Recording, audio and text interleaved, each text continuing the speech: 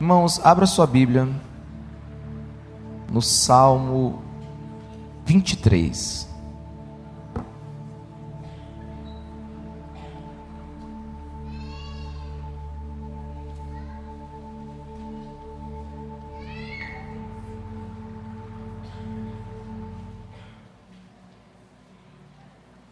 Esse certamente é um dos salmos mais conhecidos da palavra de Deus.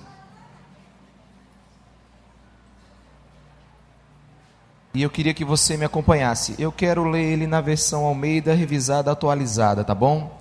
Se você tiver com a NV aí, não tem problema, vai ficar um pouquinho diferente.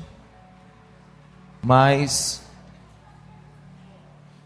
aproveita, se você tiver aí, acompanhe nos telões da igreja. Vamos lá. A palavra de Deus diz assim: o Senhor é o meu pastor, nada me faltará. Ele me faz repousar em pastos verdejantes, leva-me para junto das águas de descanso, refrigera a alma, guia-me pelas veredas da justiça por amor do seu nome. Ainda que eu ande pelo vale da sombra da morte, não temerei mal nenhum, porque tu estás comigo. O teu bordão e o teu cajado me consolam. Preparas-me uma mesa na presença dos meus adversários. Unge-me a cabeça com óleo, e meu cálice transborda. Bondade e misericórdia certamente me seguirão todos os dias da minha vida, e habitarei na casa do Senhor para todo o sempre. Eu dei como título da mensagem desse domingo: um lugar de descanso. Um lugar de descanso. Eu não sei como é que é a sua vida, mas eu sou uma pessoa que durmo muito pouco. E estou querendo que Jesus me dê mais horas de sono à noite. Estou tentando mudar a alimentação. Mas eu durmo em média, no máximo, aí 6 horas por noite. Quando eu estou muito cansado e, enfim, eu consigo passar um pouquinho disso aí. Mas normalmente minhas noites são de 4 horas, 5 horas no máximo. E eu sei o que é ficar cansado, estressado e totalmente exausto. Porque uma vez, irmãos, eu estava pregando num culto, numa conferência lá em Minas Gerais, e eu pregando no culto do jeito que eu estou aqui, eu caí para trás. Eu preguei na sexta, preguei no sábado de manhã, no sábado à tarde, no sábado à noite, no domingo de manhã, e aí eu estava pregando no domingo à noite. E lembro que eu estava bem empolgado, conversando aqui, aí eu falei assim: irmãos, eu acho que eu vou... E aí caí, irmãos, que eu praticamente fiquei desacordado por alguns minutos. Quando eu acordei, já estava com o SAMU em cima de mim. Eu estava assim meio sem entender o que estava acontecendo. E tudo aquilo que eu não consegui fazer na sexta e no sábado e no domingo de manhã, irmão, o avivamento veio para a igreja quando eu caí para trás. O povo achou que o pastor estava cheio do Espírito Santo, caiu para trás, foi arrebatado. Mano, foi um negócio na igreja. Até o povo descobrir que eu tinha desmaiado. Mas o fato é que eu estava muito cansado e eu fui constatado com uma síndrome chamada burnout. Eu acho que é isso. É um cansaço, de um estresse muito forte.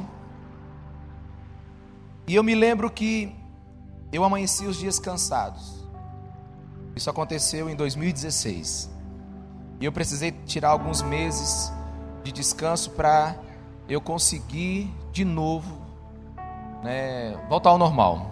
Enfim, o fato, irmãos, é que eu estava agora lá em São Luís e nós estávamos dormindo num quarto com mais ou menos uns 60 homens, mais ou menos, uns 80. E eu não sou de reclamar não, irmão, mas o quarto era quente. 80 homens, sem ar-condicionado, o colchão era dessa finurinha, eu peso quase 100 quilos. Com meia hora no colchão eu estava em cima das tábuas. E eu falei: Jesus, eu não vou dormir essa noite não. E eu imaginando que eu teria que acordar de madrugada, pegar o avião, pregar de manhã, pregar à tarde, pregar... Eu falei: Jesus, irmão, mas eu deitei na cama 10h30 e acordei 7h30 da manhã. Irmão, você não tem ideia há quantos anos isso não acontecia. Eu acordei tão animado. Eu acordei tão animado que eu falei assim: pastor Nato, dá para pregar? Quer que eu pregue? Eu estou pronto para pregar, estou pronto para correr. Queria até correr na praia, porque eu nunca tinha, irmãos, tinha muito tempo que eu não dormia essa quantidade de horas. E que coisa boa é um descanso. E esse salmo fala desse descanso. E eu queria que você me acompanhasse em cada versículo desse salmo. E uma coisa interessante sobre esse salmo aconteceu na Inglaterra. Teve um concurso de locutor na Inglaterra. Era para escolher o locutor da rádio. Naquele tempo era um concurso muito antigo, onde a rádio era o principal meio de comunicação. E foram chamados vários locutores e participaram. E o texto para ser lido era o Salmo 23. E todos falaram de voz de uma forma muito imponente, né? Com aquele ar de locutor. Mas no meio desses locutores tinha um senhor já bem velho, com a voz bem arranhada. E ele começou a ler o salmo, e de repente os juízes começaram a chorar, com exceção de um. E o juiz que não chorou ficou olhando para os outros sem entender. E ele falou assim: mas como é que vocês estão chorando? A voz desse homem é tão feia. E os outros juízes olharam para ele: olha, até agora os que leram o Salmo 23 sabiam o salmo do pastor, mas esse aí que acabou de ler, ele conhece, é o pastor desse salmo. Sabe, e aí foi uma emoção, porque do jeito que ele falou, do jeito que ele leu, era como que alguém que conhecia. E é mais ou menos isso que eu quero que você termine esse culto, sabendo quem é esse pastor. Alguns defendem a hipótese de que Davi escreveu esse salmo quando já estava velho, já no seu palácio. O reino que estava dividido agora estava totalmente conquistado. Davi encontrou paz, e ele então, na sacada do seu palácio, penso eu, escreveu esse salmo. Outros dizem que ele escreveu no tempo de maior perseguição na sua vida, quando Saul foi de forma implacável atrás dele. Mas o fato, meus irmãos, é que em tempos de guerra ou em tempos de paz, esse salmo nos ensina a viver. E no versículo 1, vamos versículo por versículo, frase por frase comigo. No versículo 1, Davi diz assim: o Senhor é o meu pastor. Deus no Velho Testamento, ele é muito conhecido como rocha, ele é muito conhecido como escudo, ele é muito conhecido como fortaleza. Deus no Velho Testamento, ele é descrito como fogo consumidor. Mas aqui Davi nos traz para perto de Deus, e ele diz: Deus é pastor. Davi começa a mostrar o senso de cuidado que Deus tem por nós. No original, quando esse salmo foi escrito pela primeira vez, ele foi escrito em hebraico.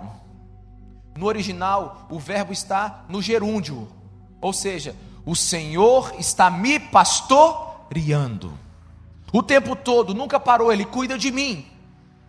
E Davi está dizendo assim: olha, eu, o homem mais poderoso da terra, o guerreiro, o rei, eu preciso de um pastor,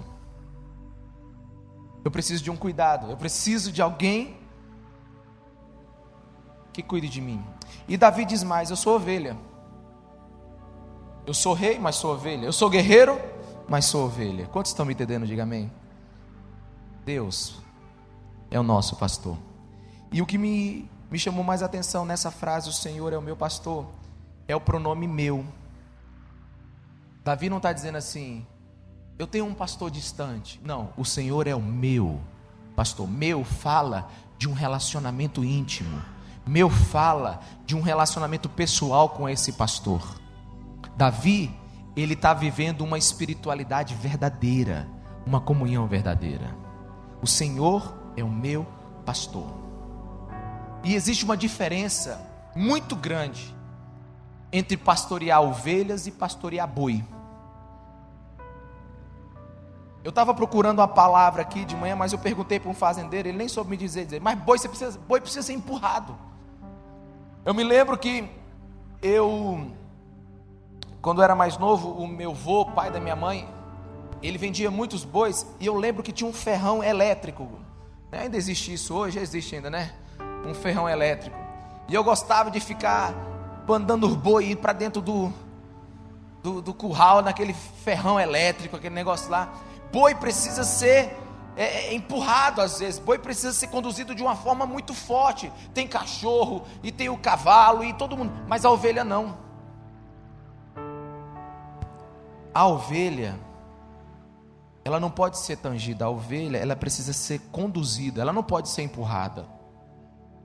Porque o princípio da ovelha é que ela escolhe o pastor, e não o pastor que a escolhe. Em Israel, as ovelhas precisam muito de um pastor, porque pensa numa terra que você acha que não tem nada lá. Você olha de vez em quando aquelas planícies de Israel, aquelas montanhas de Israel, é só areia. E eles precisam de um pastor que conduza eles. Mas é interessante que lá basta a voz do pastor para conduzir a ovelha. E a primeira coisa que eu quero te dizer é que Deus é pastor de quem quer ser ovelha. Deus não é pastor de boi onde ele ferra você e empurra você. Não. Deus não bota um monte de vaqueiro em cima de um cavalo para levar o rebanho dele. Não, Deus só pastoreia ovelhas livres. Deus pastoreia pessoas livres. Você precisa desejar ser pastoreado por Deus, amém? Mas Davi continua dizendo assim: o Senhor é meu pastor e nada me faltará. A primeira vez que você lê essa frase, você pensa assim: então, se Deus é meu pastor, nada me faltará, então nada vai me faltar mesmo. Mas não é essa a informação que Davi está dizendo. Ele está dizendo assim: tendo Deus, não terei falta de nada. Tendo Deus, do que mais posso sentir falta? Quantos estão aqui comigo? Diga amém. Tendo Deus, para que eu vou me preocupar com alguma outra coisa? Davi está nos ensinando aqui que a solução dos nossos problemas, primeiro, não é solucioná-los. A solução dos nossos problemas, primeiro, é Deus. É você ter comunhão com Deus. Quando ele diz que de nada terei falta, ele está dizendo assim: embora eu não tenha tudo, o que eu não tenho, por causa de Deus, não está me faltando. Davi está vivendo uma vida aqui completamente satisfeita. Não tenho tudo o que quero, mas amo tudo o que tenho. O Senhor é o meu pastor, e tendo Ele, não terei falta de nada. E ele continua dizendo assim: Ele me faz repousar em pastos verdejantes e leva-me para junto das águas de descanso. Aqui Davi está falando de pastagem. No original fala de lugar seguro, abrigo. Davi aqui, ele está dizendo que ele somente encontrou um lugar quando Deus o acolheu. Rebanho é um lugar seguro para uma ovelha. Rebanho é um lugar seguro para uma ovelha. Uma ovelha sozinha, ela se perde. Ela precisa de um pastor e precisa de um rebanho. Quantos estão me entendendo? Você precisa de uma comunidade. Você precisa de uma família. Você precisa de uma igreja. É nessa comunidade, nesse rebanho, que a gente repousa em pastos verdejantes. O pastor nos leva a esse lugar seguro, a esse lugar onde eu não terei necessidade, onde a minha vida será suprida. Mas ele diz mais, ele diz assim: leva-me para junto das águas de descanso. Outras versões falam águas tranquilas.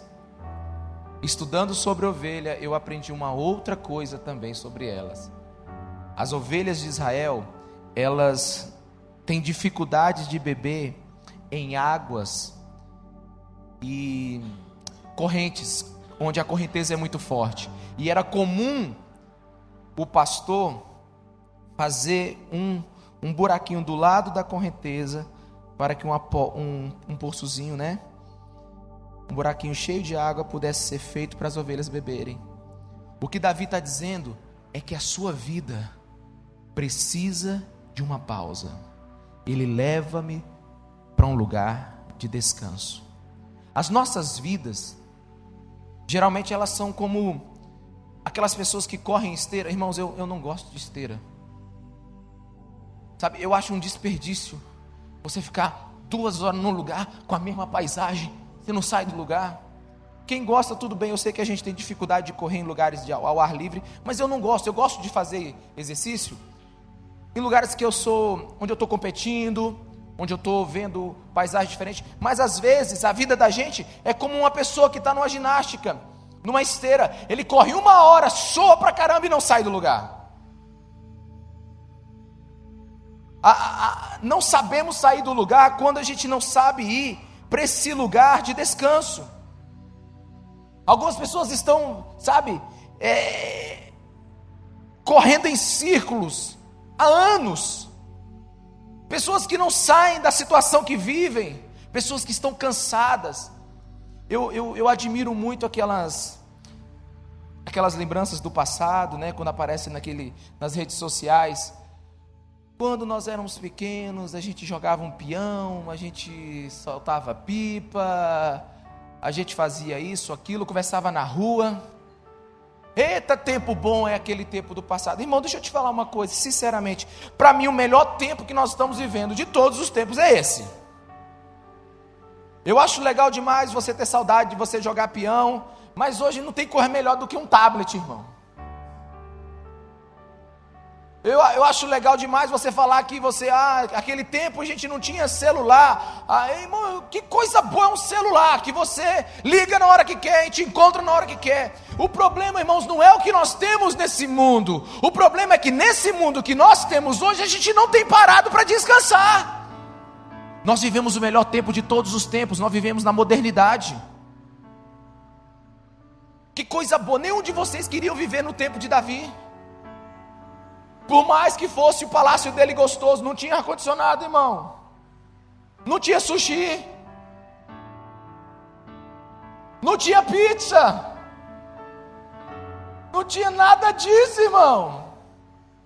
Sabe, você não achava nem uma panelada nas 4 bocas naquele tempo. Hoje tem tudo fácil. Hoje, se nós queremos uma coisa, nós ligamos. Irmãos, não é que a tecnologia é ruim, é porque nesse tempo que nós vivemos, nós não paramos para descansar. A gente não vai para um lugar de descanso, um lugar que, como diz o versículo 3, refrigera a nossa alma. Você sabe o que significa refrigerar a alma? Fala de restabelecer as forças, recarregar a bateria, de ter um lugar onde o que te falta é preenchido.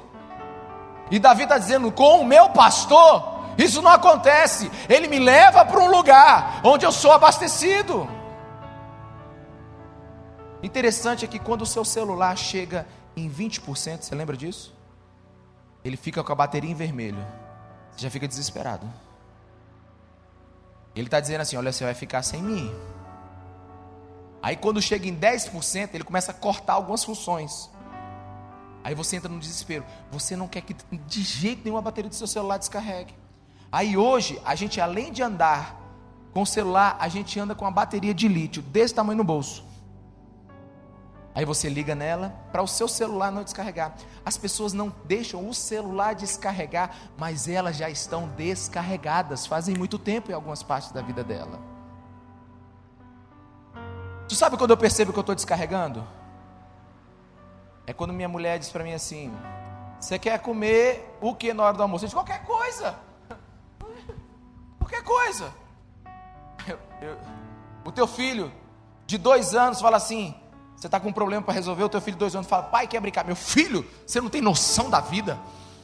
Tu que está me chamando para brincar, eu estou com um monte de problema para resolver. O menino tem 2 anos. Pode ter certeza que você está precisando parar. Quando a pessoa toca nas suas costas, diz o quê? Tipo assim, se a paciência está curta, irmão, você precisa parar. Se a paciência está curta, você precisa se aquietar. Você tem tempo que não vai para um lugar onde refrigera a sua alma. Porque a gente pensa que qualquer coisa pode refrigerar a alma. Não é assim não, irmãos. Com essa onda de caminhonete a gasolina, lá na nossa igreja, lá na Ágape, nós compramos uma vez uma Hilux a gasolina. Irmãos, por 3 vezes, o abençoado colocou diesel nela. Eu não sei onde é que ele estava com a cabeça, e ele botou diesel. A caminhonete andou 2 quilômetros, irmão, parou. Por quê? Porque não é qualquer combustível que abastece a sua alma. Não é qualquer combustível que faz uma caminhonete funcionar. Você tem que colocar o combustível certo. A alma do ser humano precisa parar uma hora. Você precisa de refrigério na sua alma. E só o pastor pode te dar. A Bíblia fala que ele nos dá vigor. E a alma aqui é uma palavra que fala da alma corpo, mas também da alma espírito. Fala da alma como o seu centro da sua vontade, das suas emoções, das suas decisões, mas também fala da totalidade do teu ser. É um lugar onde Jesus pode restaurar a sua vida. O bom pastor, ele cuida principalmente das ovelhas que estão sobrecarregadas. Irmãos, tem um texto da palavra de Deus que, se você meditasse nele hoje,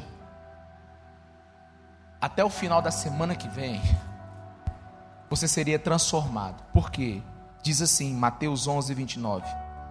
Tomem sobre vocês o meu jugo. É Jesus dizendo, e aprendam de mim, pois eu sou manso e humilde de coração. E vocês encontrarão descanso para as suas almas, pois o meu jugo é suave e meu fardo é leve. Eu gosto muito da paráfrase, a mensagem que diz assim: vocês estão cansados, enfastiados de religião? Venham a mim, andem comigo e irão recuperar a vida. Vou ensiná-los a ter descanso verdadeiro. Caminhem e trabalhem comigo. Observe como eu faço, aprendam os ritmos livres da graça. Não vou impor a vocês nada que seja muito pesado ou complicado demais. Sejam meus companheiros e aprenderão a viver com liberdade e leveza. Pensa num presente que o pastor tem para você. É você ter essa vida leve. Quantos estão me entendendo? Diga amém, irmãos. O pastor simplifica a vida da gente, irmãos. Fale para a pessoa que está do seu lado assim: no fundo, é simples ser feliz. Difícil é ser simples. Mas o pastor simplifica a vida da gente. O pastor nos dá uma tranquilidade em nossa alma. E você precisa entender que Davi está nos levando para um lugar de descanso. Quantos estão me entendendo? Amém? É como se ele estivesse nos levando até nós experimentarmos esse lugar. Versículo 3 ainda diz assim: guia-me nas veredas da justiça. Aqui eu preciso que você preste atenção, porque no original, como foi escrito aqui, está dizendo de um caminho acessível e plano. Vereda é caminho, e justiça é o caminho correto. Então Davi está dizendo que o pastor te leva para um lugar tranquilo, para águas tranquilas. Ele refrigera a sua alma e ainda te coloca num caminho reto e direto e plano. Aqui Davi está falando da provisão mais importante que um homem pode ter, que uma mulher pode ter.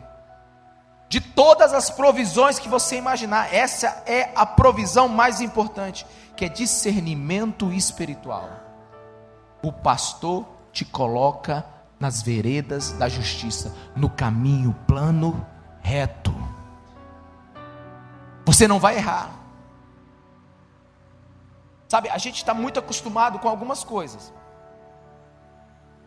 mas resolver o que você já sempre resolveu, você tem as suas experiências, nós estamos acostumados com vários cursos, nós estamos buscando cada vez mais aperfeiçoamento, mas a maior provisão que um homem pode ter é ser dirigido pelo Espírito Santo. A maior provisão que um homem pode ter é ser dirigido por Deus, é tomar as decisões debaixo da orientação de Deus. Quantos estão me entendendo? Diga amém.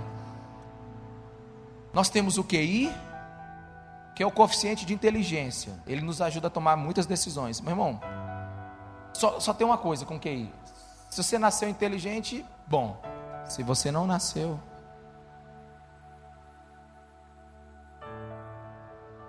todo mundo já nasce com QI. O QI não muda. Tem uns que nascem com QI lá em cima e outros que nascem com QI mais embaixo. Esse é o coeficiente de inteligência. Não tem como mudar esse é genético. Esse é o DNA. Lá em casa, por exemplo, eu tenho um irmão. Eu acho que ele tem um problema, ele é muito inteligente. Falei para Deus, o senhor não trabalhou bem lá em casa. O rapaz, o meu irmão Sérgio, acho que antes dos 10 anos, ele sabia todas as capitais do mundo. Eu falei, para quê? Por que a pessoa sabe a capital do mundo? Por que essa informação? Cheguei um dia na casa dele, ele estava com um livro com palavras acima de 4 sílabas. Eu disse, por que isso? Tanta coisa para a gente aprender. Essa criatura está com palavras acima de 4 sílabas. Ele disse, não, é porque eu gosto de ficar citando essas palavras aqui. Cheguei um dia, ele fala inglês fluente. Caramba, nunca saiu do Brasil.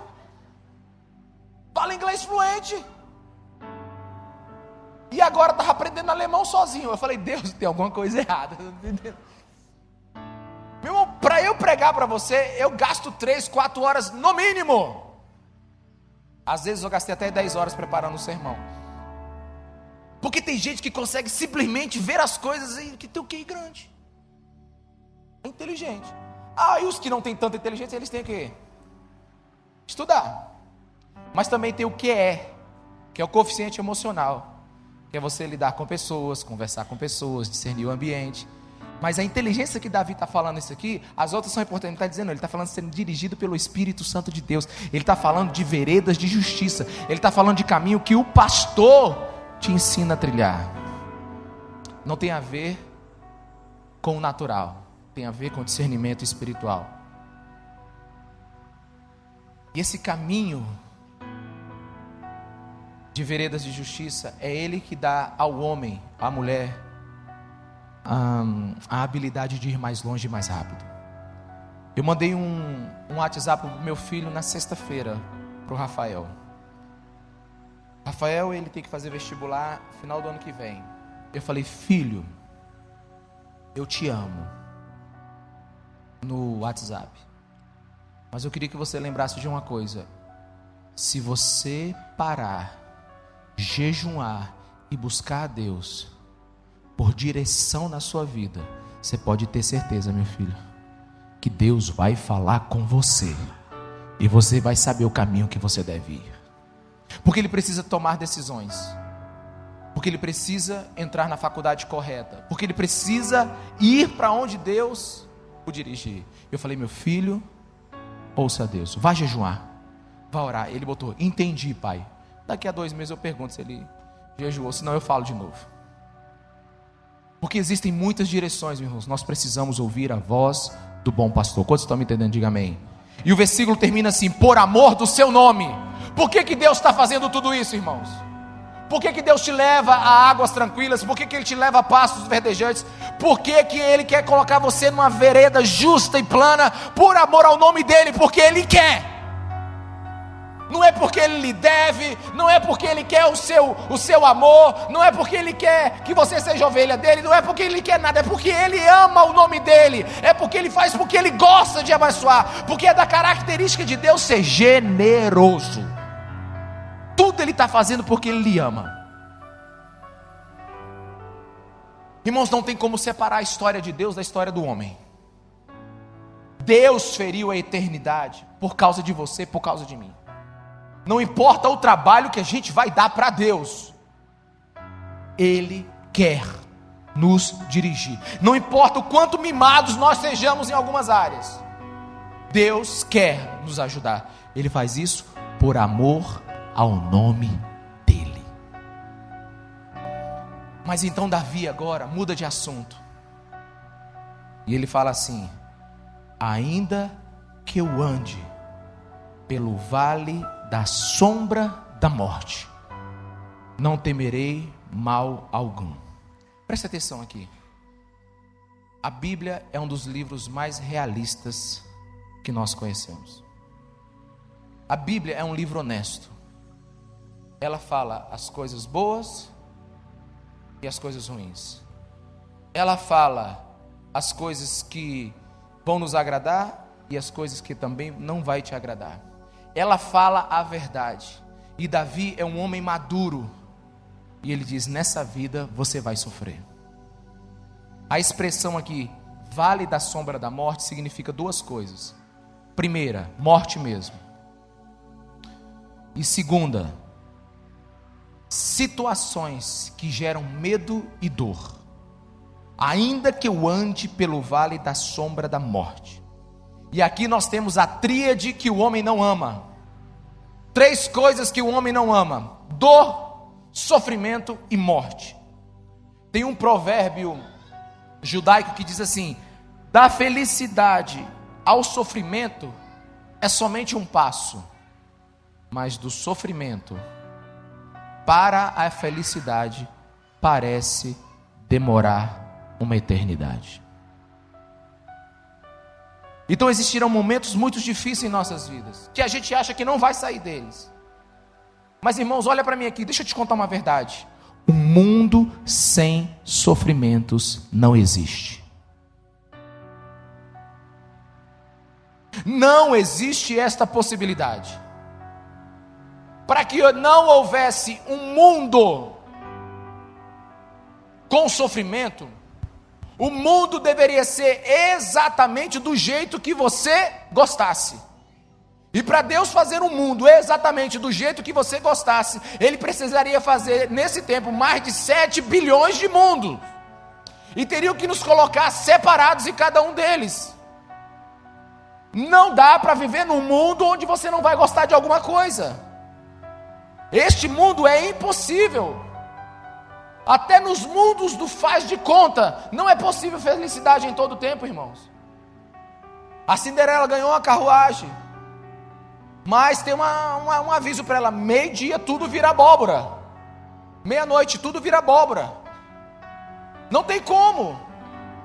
Você precisa entender que esse mundo é um mundo de sofrimento. Mas deixa eu te dar agora uma pérola de sabedoria da palavra de Deus. Olha para mim. Abra a tua cabeça e abra o teu espírito para ouvir isso agora.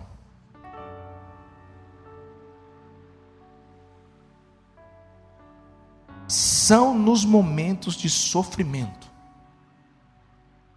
que Deus vai se revelar como Ele nunca se revelou para você. Vou falar de novo.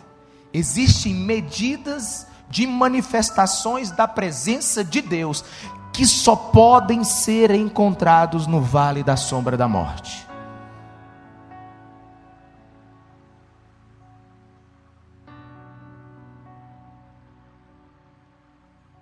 Existem momentos de extrema dor, mas são nesses momentos que você mais vai experimentar quem Deus é.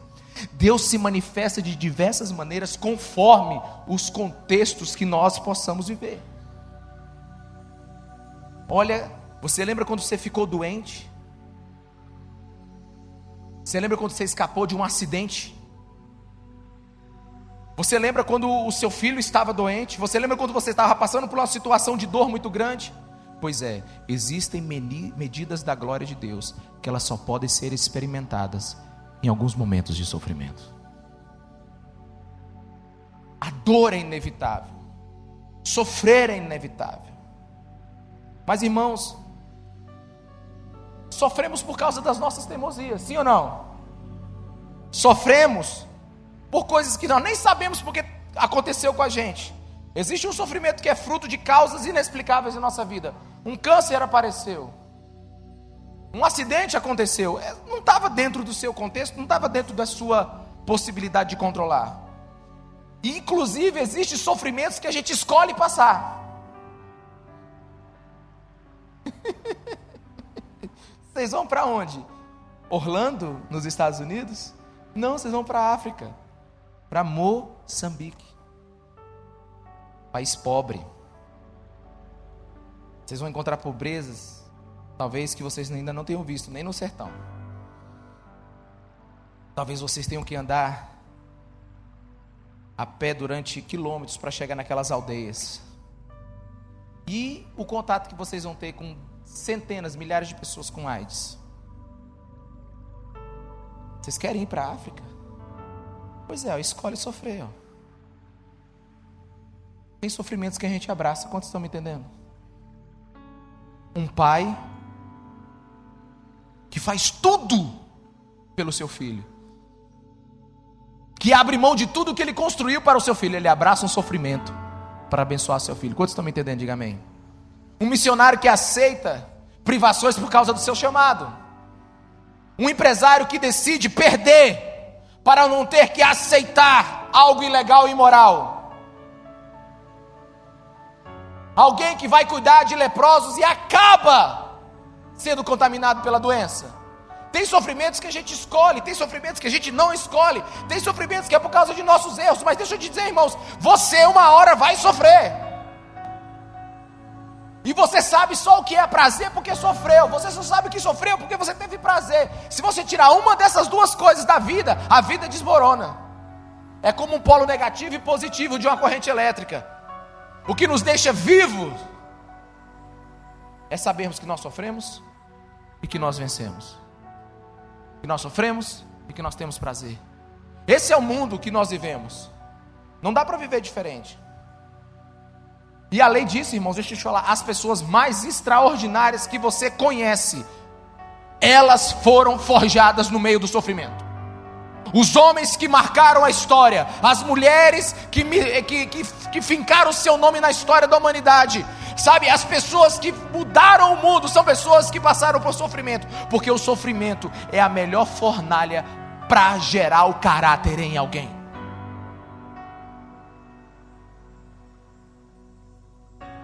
Não haveria coragem se você não se deparasse com perigo. Quantos estão me entendendo? Diga amém. Não existiria paciência se você não tivesse que resistir a provações.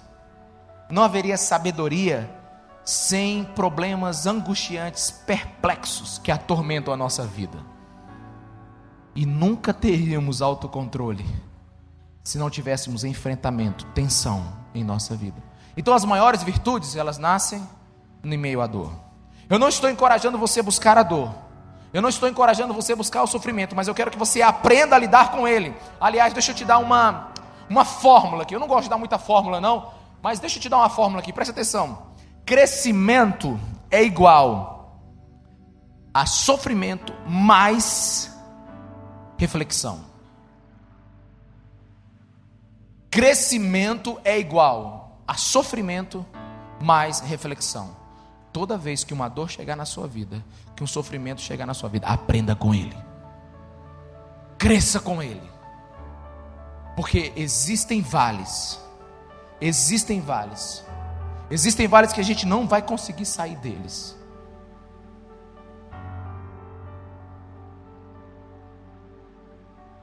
Davi está dizendo: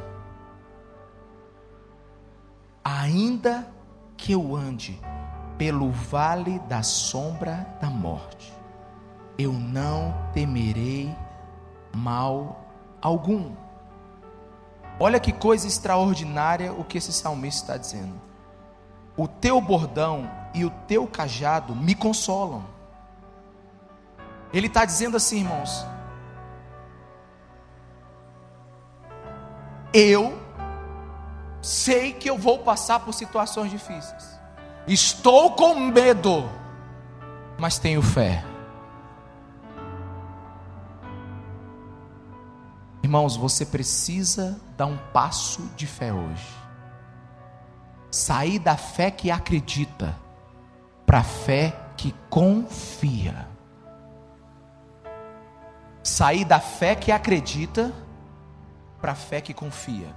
Tem a fé que acredita que Deus existe, mas você precisa ter a fé que você confia que Deus é o seu pastor e está tudo sob controle dele. E deixa eu te dar um pouquinho de conhecimento aqui.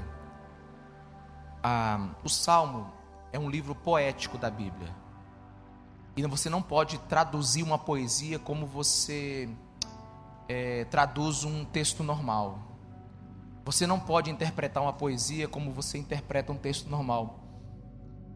E o que Davi está falando aqui, ele começa a poesia dizendo ele assim, ó, olha aqui para mim. O Senhor é o meu pastor. Quantos estão me entendendo? Diga amém. O Senhor é o meu pastor. Deus lá no céu é o meu pastor. Mas no versículo 4 aqui, ele diz assim: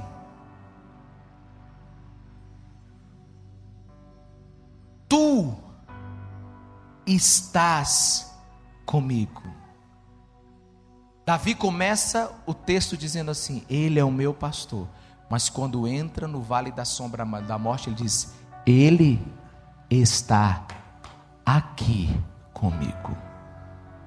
Davi está dizendo que Deus está próximo, mais do que nunca. Ele está próximo nos momentos mais difíceis. E a vara e o cajado dele é suficiente para cuidar dele. Vara e cajado significa que Deus tem força e condução. Deus age contra os seus inimigos e te conduz suavemente pelo vale. Davi está dizendo: tenho medo, mas confio. Aliás, o nome do seu Deus é Emanuel. Sabe o que significa Emanuel? Deus conosco, Deus comigo, Deus ao meu lado, Deus ao meu favor. Porque tu estás comigo, o teu bordão e teu cajado me consolam.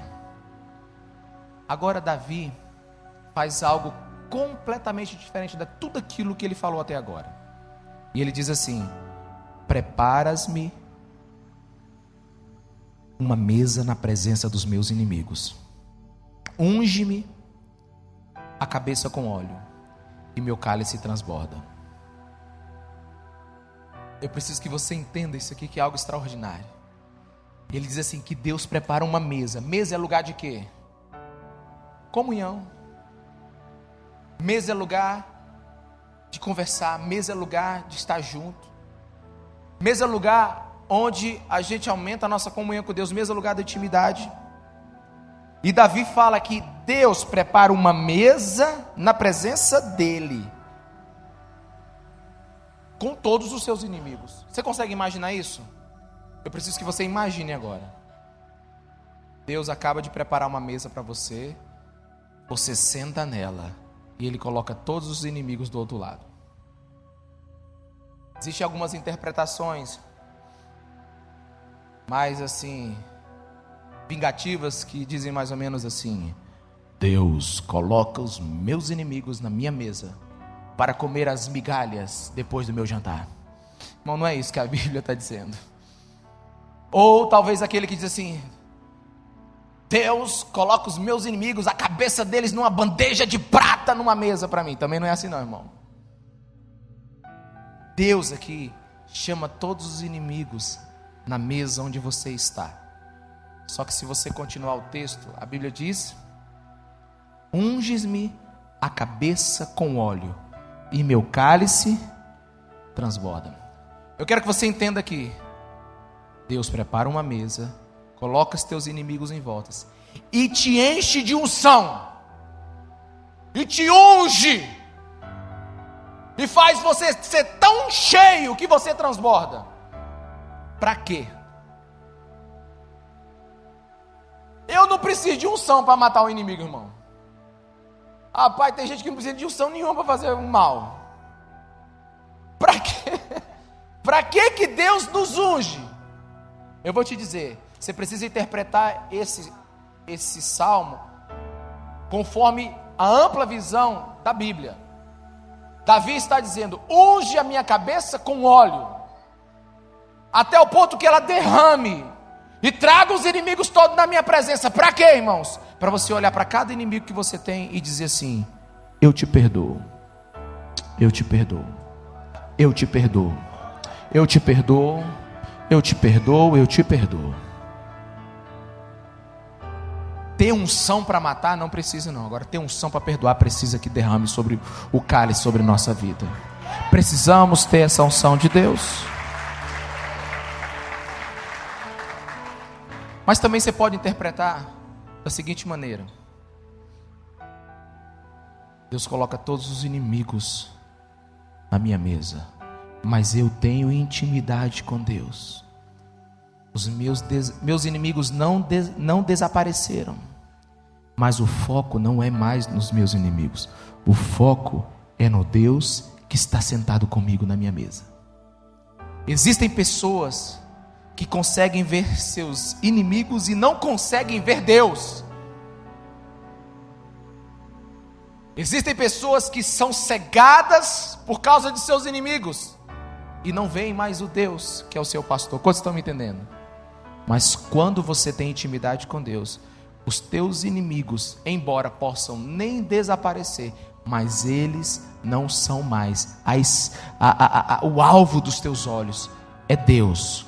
Não significa que eles sumiram, significa agora que eles importam menos do que a presença de Deus. Na situação mais difícil que você pode pensar, você senta na mesa de comunhão com Deus e consegue vencer seu inimigo. Ou vence perdoando, ou vence dando mais atenção a Deus do que a eles. Esse salmo é um lugar de descanso para a nossa alma. Existe um relacionamento com Deus, irmãos, onde o que é derramado sobre você é mais do que o que você consegue conter. Existe um lugar em Deus que é derramado tanto sobre você que vai vazar para outras pessoas. Deixa eu te dar um exemplo aqui. Quantos aqui já foram tentar ajudar uma pessoa que estava numa situação terrível e você saiu, foi encorajado da situação? Quantos aqui? Quando você foi falar com aquela pessoa, você fala: meu Deus, eu não sei nem o que eu vou falar nesse momento de morte, nesse momento de dor, nesse momento desse resultado, dessa biópsia, nesse momento desse desastre, eu não sei nem o que eu vou falar com essa pessoa. E quando você chega perto dela, ela está tão cheia, que ela está derramando da presença de Deus, que no momento em que ela está, ela faz é te abençoar. Irmãos, nós precisamos de pessoas desse jeito para esse tempo. Pessoas que tenham mais vida do que dor para dar. Pessoas que tenham mais vida que desespero. Pessoas que tenham mais vida do que reclamações. Nós precisamos transbordar da presença de Deus. Não significa que nós não vamos sofrer. Não significa que nós não vamos passar por sofrimento. Não significa que nós não vamos passar por dificuldade. Significa que Deus é o nosso pastor, e isso é o suficiente. Existe um lugar de descanso aqui.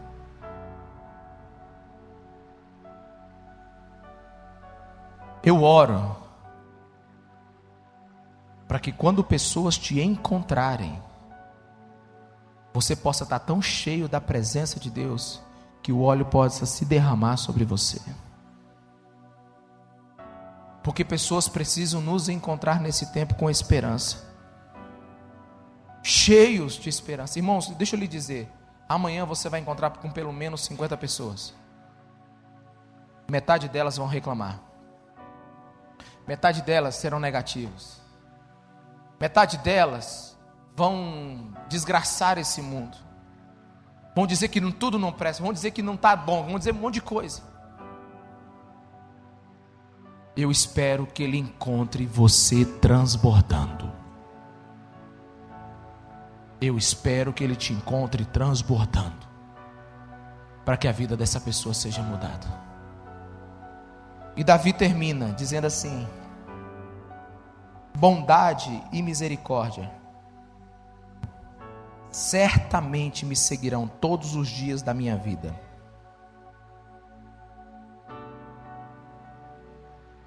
Eu só consigo entender esse texto de uma maneira, irmãos. É que você está andando e de repente você quer parar.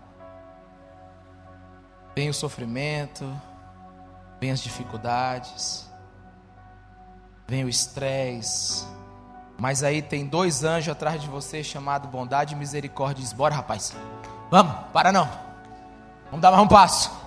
É segunda-feira, tem terça, tem quarta, vamos. Bondade e misericórdia, elas te seguirão, elas te empurrarão, elas te mandam ir para frente. E agora aqui eu quero que você entenda uma coisa. Sobe aqui, Cícero, me ajuda aqui.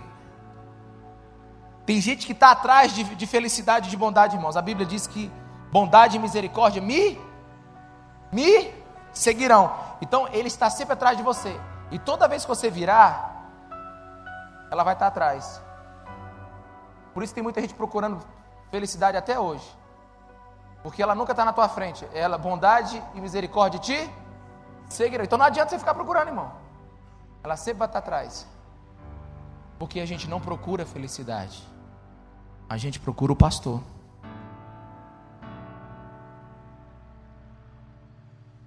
Porque a gente não procura resolver os nossos problemas primeiro, a gente procura o pastor. Tirar férias é bom, viu? Mas existe um lugar de descanso que só a presença de Deus pode dar. Aí ele diz assim: e habitarei na casa do Senhor para todo sempre. O que ele está dizendo aqui é o seguinte: você não vai vir para a igreja para todo sempre. Você vem para a igreja 1 ou 2 dias no domingo, na semana. Ele está dizendo assim, que a presença de Deus na sua vida será em todo lugar que você for. Porque tem gente que só liga o espiritrômetro aqui dentro da igreja, né? E quando sai daqui desliga. Irmão, não. É em todo lugar. A presença de Deus em todo lugar na sua vida. Davi quer que você caminhe com o pastor. Davi quer que você beba em águas tranquilas quando tudo estiver ruim. Davi quer que você encontre veredas de justiça quando tudo estiver escuro. Davi quer que você tenha a sua alma refrigerada no momento de muita tristeza. Até quando você chegar no vale da sombra da morte, nada vai te abater ao ponto de lhe fazer parar, porque o Senhor está contigo. Esse é o nosso pastor. Eu queria que o pastor Madison nos ajudasse aqui. Eu quero que ele cante uma música. É uma música de Space Harold. Acho que o nome do cara é assim. É um advogado que morou em Chicago, no grande incêndio em Chicago. Ele perdeu 50% de todos os seus bens. Quando ele soube dessa perda muito grande no seu patrimônio, ele decidiu então tirar um tempo com a família para pensar o que ele iria fazer. E ele decidiu então ir com a sua esposa e com suas 3 filhas para uma cruzada de Moody, na Inglaterra, o grande avivalista. Mas devido a alguns problemas nas suas empresas, esse advogado, ele mandou a esposa e as 3 filhas. Nessa viagem, o navio com a sua esposa e as 3 filhas afundou. Depois de 3 meses, ele recebe como é que era um telegrama? Telex, alguma coisa assim, com uma frase da sua esposa: salva, vírgula, porém só. Ele perdeu as 3 filhas. Ele então pega um navio para encontrar sua esposa na Inglaterra. Depois de 2 dias de viagem, o capitão diz assim: é mais ou menos nessa região onde o navio fundou. O navio com as suas 3 filhas. Ele então estava em cima do cemitério onde as suas filhas foram enterradas. Ele pega a sua Bíblia, vai para a proa do navio e escreve um hino que está no Cantor Cristão. E presta atenção na letra desse hino. Olha o que esse homem encontrou no momento de dor.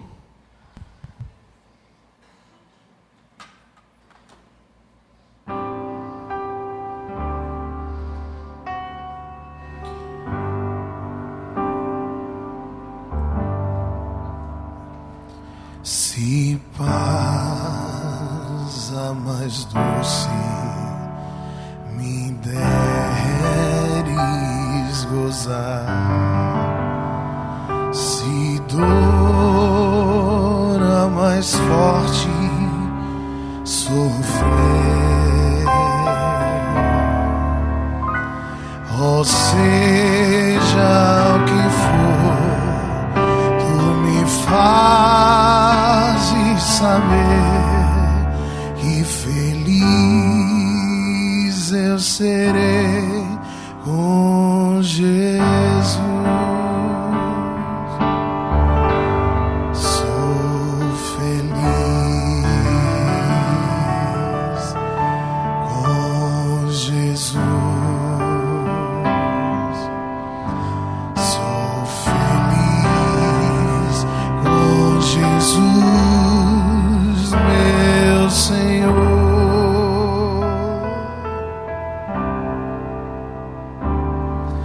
Embora me assalte o cruel Satanás e ataque com vis tentações, ou seja o que for, e apesar de aflições, que feliz eu serei com Jesus. Sou feliz com Jesus. Sou feliz com Jesus, meu Senhor.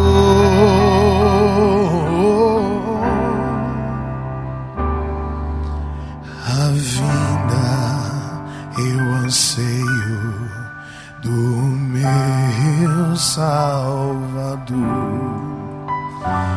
Em breve virá me levar ao céu, onde eu vou para sempre morar com os remidos na luz do Senhor. Sou feliz com Jesus. Sou feliz com Jesus, meu Senhor.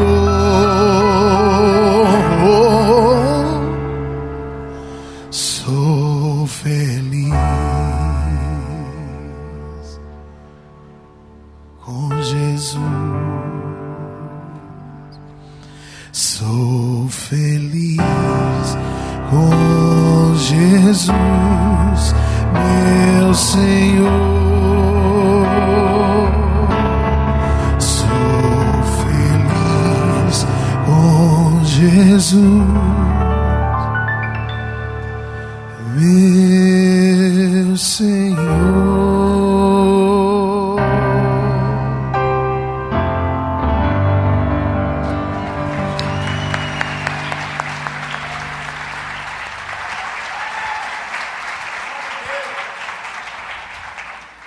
Se Spafford cantou isso naquele momento, você pode cantar. Existe um refrigério em Jesus. Ele é o nosso pastor. Eu queria que você ficasse de pé no seu lugar e pensasse em tudo aquilo que foi falado.